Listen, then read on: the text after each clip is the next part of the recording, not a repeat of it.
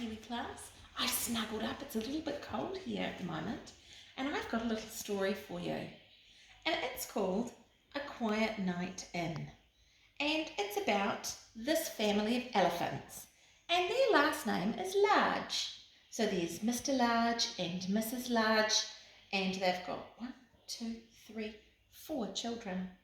And it's called The Large Family, A Quiet Night In. Now, the author for this story is Jill Murphy. Do you remember what an author does? That's right, the author writes the words in the story. So our author today is Jill Murphy. And here are the large children, they're called. And there's the baby. They're all carrying things. She's got a little present. I think the baby's carrying a present and a card. I wonder what's happening in this story. Let's find out. I want you all in bed early tonight, said Mrs. Large.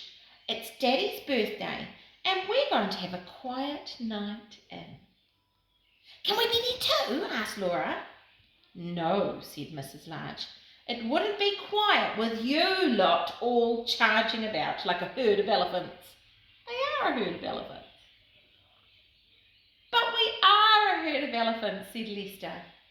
Smarty pants, said Mrs. Large. Come on now. Coats on. It's time for school.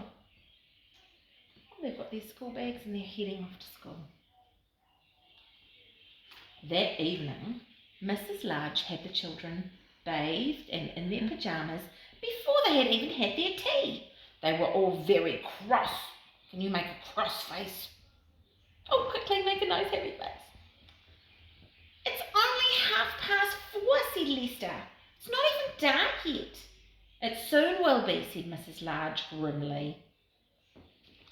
Oh gosh, they're not happy about being made to get ready for bed early. After tea, the children set about making place cards and decorations for the dinner table. Then they all tidied up. Then Mrs. Large tidied up again. That sometimes used to happen in my house. Does still sometimes. When Mr. McLeish will be doing something and he says to me, I'm all tidied up. I have to go back and finish the tidying up because he hasn't done a great job the first time. But he's getting better at it. Mr. Large arrived home looking very tired. Oh, he's so tired. We're all going to bed, said Lester. So you can be quiet, said Laura. Without us, said Luke. Shh, said the baby. Happy birthday, said Mrs. Large. Come and see the table. Mr. Large sank heavily into the sofa. It's lovely, dear, he said. But do you think we could have our dinner on trays in front of the TV? I'm feeling a bit tired.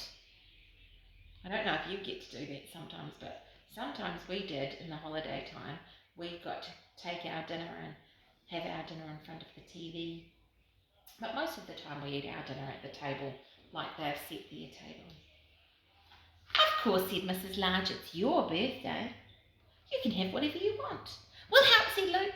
The children ran into the kitchen and brought 2 trays. I'll set them, said Mrs. Large. We don't want everything ending up on the floor.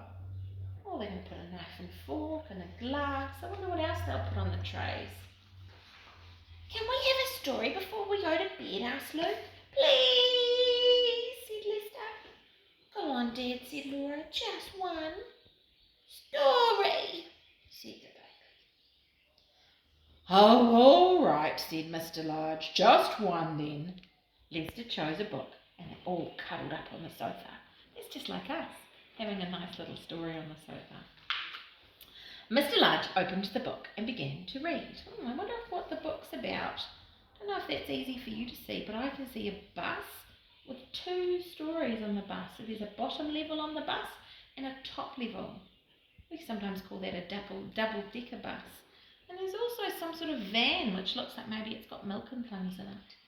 Mr. Large opened the book and began to read. One day, Binky Bus drove out of the big garage.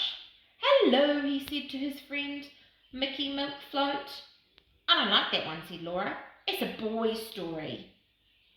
Look, said Mr. Large, if you're going to argue about it, you can all go straight to bed without any story. So they sat and listened while Mr. Large read to them. I don't think books about trucks and buses are boys' stories. I think they're boys and girls' stories. After a while, he stopped reading. Go on, Daddy, said Luke.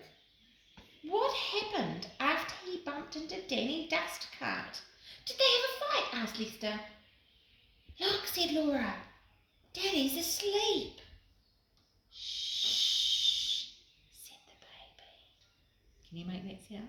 Shh. Do you remember what two letters make the sh sound?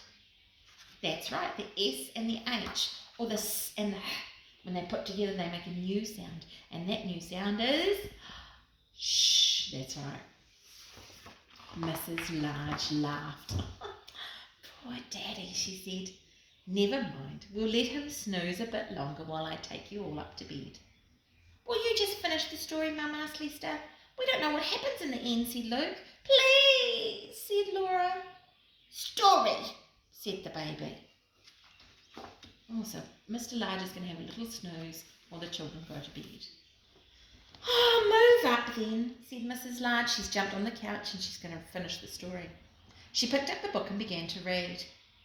Watch where you're going, you silly dust cart, said Pinky. Just then Pip the police car came driving by. What noise a police car would make. Maybe you could make that noise.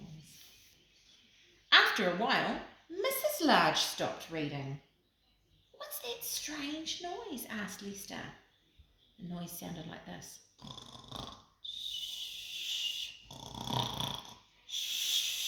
What do you think it is? It's Mummy snoring, said Luke. Daddy's snoring too.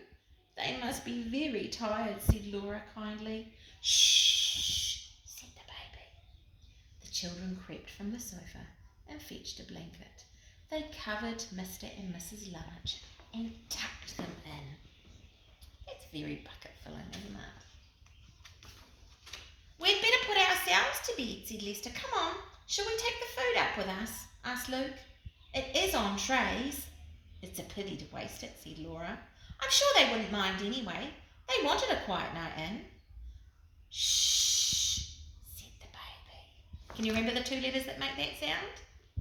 S and H, S and H. Shh. Very good. And that's the end of our story. The children, if you look here on our last page, have got the trays which Laura is tipping over and all the food's falling off, and they're taking the food upstairs and they're going to eat it all in bed while their mummy and daddy are asleep on the couch.